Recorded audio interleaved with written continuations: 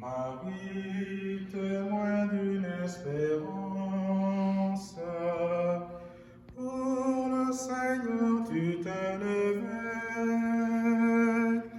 au sein du peuple de l'Alliance, tu me fais signe d'avancer, toujours plus loin, toujours plus loin. Salut mes frères et sœurs bien-aimés dans le Seigneur. Nous sommes rendus au 4e et dernier dimanche de l'Avent. Dimanche où nous réfléchissons ensemble sur le doute et le consentement. Comment vivre dans le doute sans un jour arriver au consentement, c'est-à-dire à consentir de participer ensemble à la construction d'un monde meilleur, un monde où nous serons libres. Depuis quelque temps, on nous parle du vaccin et ce vaccin sème le doute parce qu'on ne sait pas les étapes qui suivront après. Certains se disent, moi je vais me faire vacciner que lorsque j'aurai vu la première vague des gens qui vont se faire vacciner pour connaître leur état.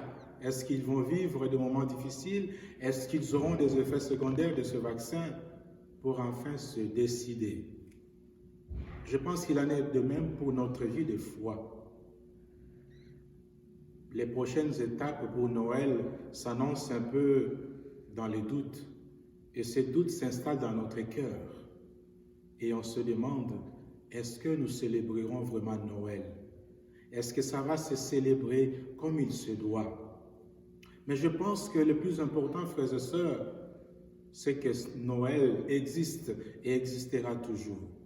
Peu importe ce qui peut se passer tout autour de cela, mais Noël, la naissance de l'enfant Jésus, sera toujours au rendez-vous. Peu importe les conditions dans lesquelles on va vivre cette célébration, mais nous vivrons Noël.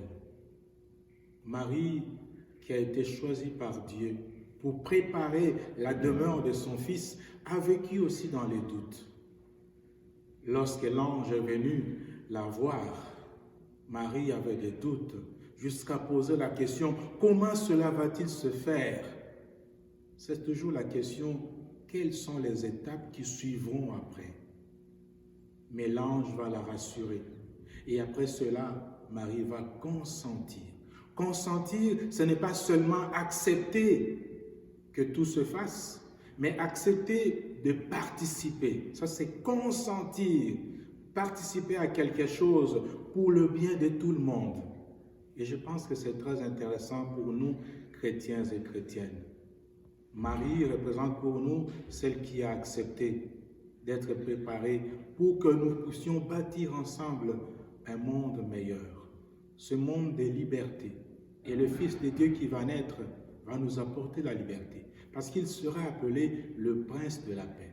La paix, nous en avons tous besoin dans notre monde, dans nos cœurs, dans nos vies, dans nos familles. Et c'est très important de le retenir.